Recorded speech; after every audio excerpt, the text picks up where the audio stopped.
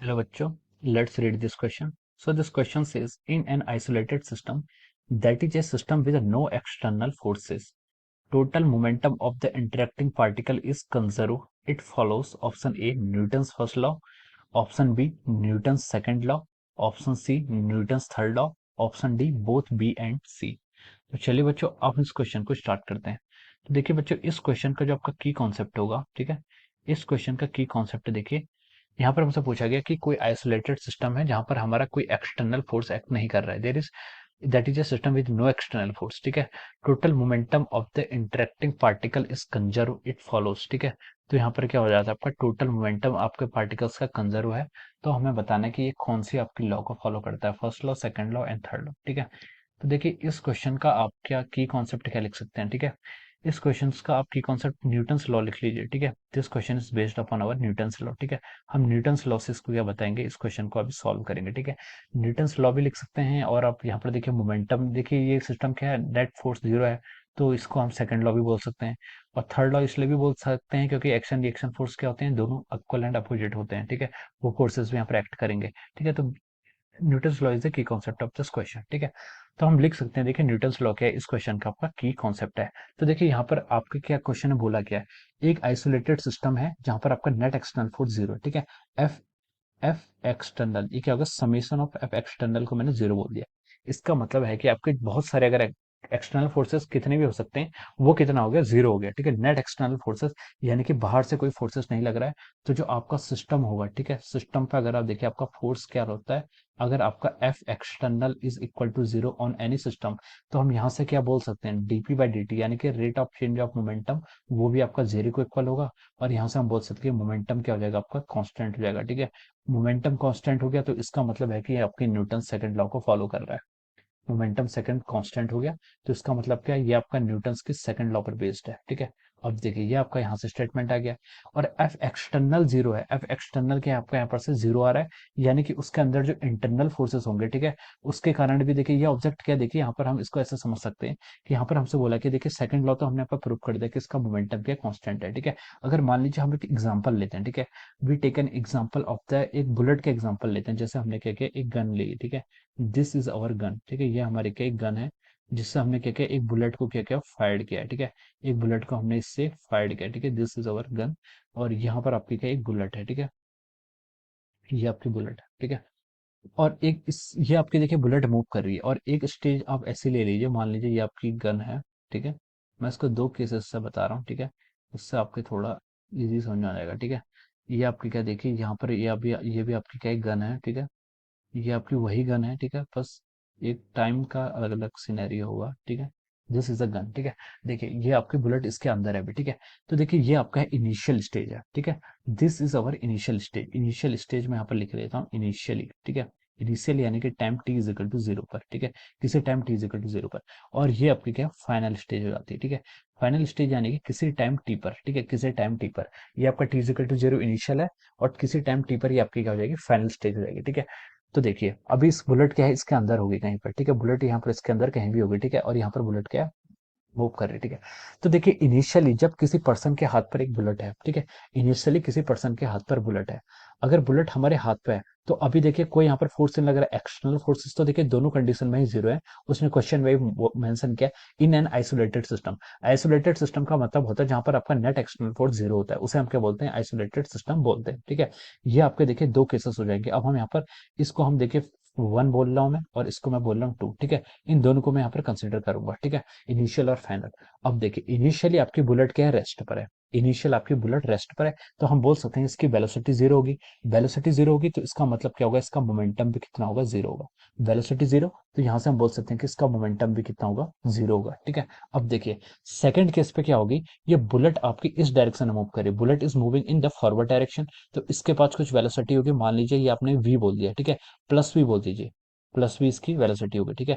और ये आपकी जो बुलेट है, ठीक है, देखिए आपकी जो थर्ड लॉ थी, थर्ड लॉ क्या बोलती थी, न्यूटन्स की जो थर्ड लॉ थी वो ये बोलती थी कि for every action there is an equal and opposite reaction, ठीक है। फिगर सेकंड पे आइए, ठीक है। देखिए ये बुलेट क्या करेगी, इस गन से आप जैसे ही बुलेट को फायर करेंगे तो बुलेट क्या करेगी, फॉरवर्ड डायरेक्शन में मूव करती है। फॉरवर्ड डायरेक्शन में मूव क्यों करती है, क्योंकि इसको एनर्जी जनरेट होती है। एनर्जी कौन जनरेट करता है, गन एक एनर्जी जनरेट करती है, और वो टोटल एनर्जी इस बुलेट को दे देती है in the form of its kinetic energy, ठीक है। इसकी काइनेटिक एनर्जी की फॉर्म में इसको सारी एनर्जी दे देती है, ठीक है। तो जो बुलेट होता है, बुलेट का जो आपका मोमेंटम होगा या फिर जो बुलेट पर फोर्स लगेगा, वो क्या लगता है, बिल्कुल राइट डायरेक्शन में लगता है, बिल्कुल फॉरवर्ड डायरेक्शन में लगता है। और इस फोर्स को हम क्या बोल देते हैं, आपका this is a force of action, ठीक है। इसे हम एक्शन का फोर्स बोल देते हैं। तो जब बुलेट क्या थी, इनिशियली रेस्ट पर थी, और उसने एकदम से इतनी ज्यादा, इतनी ट्रेमेंडस वेलोसिटी यहाँ पर अटेन कर ली है। ये वेलोसिटी आपकी लगभग लगभग 500 600 700 मीटर पर सेकंड के ऑर्डर की होती है, ठीक है। ये वेलोसिटी इतनी हाई होती है आपकी, ठीक है। तो देखिए इन जनरल वैल्यू बता रहा हूँ मैं, ठीक है। तो इस बुलेट ने इतनी ज्यादा वेलोसिटी एकदम से आपकी गेन कर ली है, ठीक है। अब ये वेलोसिटी अगर इसने गेन की है, तो इसके रिस्पॉन्स में जो आपकी बुलेट है, सॉरी जो आपकी गन है जिसने इस वेलोसिटी को जनरेट कराया था, वो बुलेट पर भी क्या, उस गन पर भी क्या हो जाता है, एक आपका रिएक्शन फोर्स लगता है, ठीक है। ये रिएक्शन फोर्स लगता है। ये रिएक्शन फोर्स कौन लगाता है, this reaction force is acting due to the bullet on the gun, ठीक है। आपका एक्शन फोर्स क्या था, action force is acting on the bullet due to the gun, और जो रिएक्शन फोर्स है, this is acting on the gun due to the bullet, ठीक है। एक्शन रिएक्शन फोर्सेस आपके डिफरेंट ऑब्जेक्ट पर लग रहे हैं, ठीक है। और देखिए ये दोनों फोर्सेस क्या होते हैं, आपके इक्वल एंड अपोजिट फोर्सेस होते हैं, ठीक है। यानी कि कोई पर्सन अगर इस गन को लेकर खड़ा है, तो वो भी क्या करता है, रिकॉइल पीछे की डायरेक्शन में क्या करता है, बैकवर्ड डायरेक्शन में रिकॉइल को फील करता है, ठीक है। तो हम बोल सकते हैं कि जो यहाँ पर भी हो क्या, आपका न्यूटन थर्ड लॉ का ऐसे हम यूज कर रहे हैं, ठीक है। एक्शन और रिएक्शन के फोर्स आ रहे हैं, तो हम बोल सकते हैं कि यहाँ पर आपका देखिए न्यूटन थर्ड लॉ तो आपकी यहाँ पर यूज हो रही है, ठीक है। आइसोलेटेड सिस्टम में हमें बताना था, तो हमने बोला कि न्यूटन थर्ड लॉ तो यहाँ पर आपकी यूज हो रही है, ठीक है। ये तो हमने प्रूव कर दिया। अब देखते हैं सेकंड लॉ यहाँ पर क्या रोल प्ले कर रही है। देखिए इनिशियली फिगर वन में आ जाइए। इनिशियली देखिए आपका इस फिगर में क्या है, आपका मोमेंटम जीरो। मोमेंटम इसलिए जीरो क्योंकि बुलेट और गन दोनों, मतलब बुलेट आपकी गन के अंदर है और गन अभी रेस्ट पर है, ठीक है। तो मोमेंटम जीरो हो जाएगा। अब देखिए सेकंड फिगर पर जब हम आएंगे, तो देखिए जो बुलेट है, बुलेट की वेलोसिटी प्लस वी है इन द फॉरवर्ड डायरेक्शन, और जो आपकी गन है, गन के पास भी कुछ वेलोसिटी होगी V in the negative direction, ठीक है। इसको आप मान लीजिए, ये आपका मास ऑफ बुलेट को हम यहाँ पर एम वी लिख लेते हैं, और ये मास ऑफ गन को यहाँ पर एम जी लिख लेते हैं, ठीक है। अब देखिए ऑब्वियसली मास ऑफ गन थोड़ा ज्यादा होगा, ठीक है। तो इसकी वेलोसिटी को मैंने देखिए वी बी लिख लिया, और यहाँ पर वेलोसिटी ऑफ गन को मैंने वी जी लिख लिया है, ठीक है। अब देखिए इनिशियली देखिए इसका मोमेंटम कितना था, जीरो था। इनिशियल मोमेंटम कितना था, जीरो था। फाइनल मोमेंटम कितना होना चाहिए, वो भी जीरो होना चाहिए। फाइनल मोमेंटम क्यों जीरो होना चाहिए, देखिए इस स्टेटमेंट से आइए, एक्सटर्नल फोर्स आपका जीरो था, एक्सटर्नल फोर्स जीरो है, तो मोमेंटम आपका क्या होना चाहिए, कांस्टेंट रहना चाहिए। कांस्टेंट आपका जीरो रहेगा। तो हमारे गन प्लस बुलेट क्या है, पूरा सिस्टम है, ठीक है। इस पर आपका एक्सटर्नल फोर्स कोई नहीं लग रहा है, तो इसका नेट मोमेंटम भी क्या होना जाना चाहिए, जीरो हो जाना चाहिए, ठीक है। तो नेट मोमेंटम जीरो होगा, इसके लिए हम बोल सकते हैं देखिए M V V B, this is the, देखिए इनिशियल मोमेंटम कितना था, जीरो था। इनिशियल मोमेंटम और फाइनल मोमेंटम कितना होगा, देखिए mass of bullet times velocity of bullet, ठीक है। ये आपका फॉरवर्ड डायरेक्शन में मूव कर रही है, इसलिए मैंने इसको पॉजिटिव ले लिया। और देखिए mass of bullet, sorry mass of gun और velocity of gun, velocity of gun के नेगेटिव डायरेक्शन में, इसलिए मैंने यहाँ पर नेगेटिव डायरेक्शन में ये ले लिया, ठीक है। तो देखिए अब इन दोनों का जो पी एफ आना चाहिए, ये भी आपका जीरे के इक्वल आने चाहिए। This is from the law of conservation of momentum. Conservation of momentum आपको ये बोलती है, ठीक है, कि जो फाइनल मोमेंटम है, अगर इनिशियल मोमेंटम आपका जीरो था, तो फाइनल मोमेंटम भी आपका जीरो ही होना चाहिए, क्योंकि यहाँ पर एक्सटर्नल फोर्स के एक्टिंग कर कितने हो रहे, sorry total external force acting is zero, ठीक है। टोटल एक्सटर्नल फोर्स एक्टिंग क्या है, आपके जीरो है, तो उसका मोमेंटम कंजर्व रहना चाहिए, ठीक है।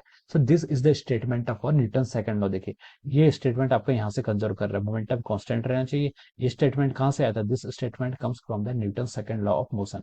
तो हम बोल सकते हैं कि यहाँ पर कि आपकी जो न्यूटन की सेकंड लॉ है, वो भी क्या हो रही है, यहाँ पर एप्लीकेबल हो रही है, या फिर हमने न्यूटन सेकंड लॉ को भी यहाँ पर हमने वेरीफाई कर लिया है, ठीक है। तो देखिए न्यूटन सेकंड लॉ भी इसका ऑप्शन होगा, और न्यूटन थर्ड लॉ भी इसका ऑप्शन होगा, ठीक है। तो अगर हम इसको राइट ऑप्शन क्वेश्चन से मैच करें, तो हम देख सकते हैं कि देखिए ऑप्शन ए तो उसका नहीं हो सकता, ठीक है। Option is not possible. Option B भी देखिए आपका क्या है, करेक्ट है, सेकंड लॉ। ऑप्शन सी भी क्या आपका करेक्ट है, सेकंड लॉ, ठीक है। लेकिन देखिए ऑप्शन डी में क्या लिखा है, बोथ बी एंड सी। तो जो इसका यूनिवर्सल आंसर होगा वो क्या होगा, आपका ऑप्शन डी होगा, ठीक है। So we can write down that option D is the correct answer, और we can say option D is correct. Option D क्या हो जाएगा यहाँ से हमारा करेक्ट आंसर हो जाएगा, ठीक है। ऑप्शन डी पर आप ऐसे टिक मार सकते हैं, okay. So this is the final answer of this question. Okay, so I hope you all understood this concept. All the best and thank you so much.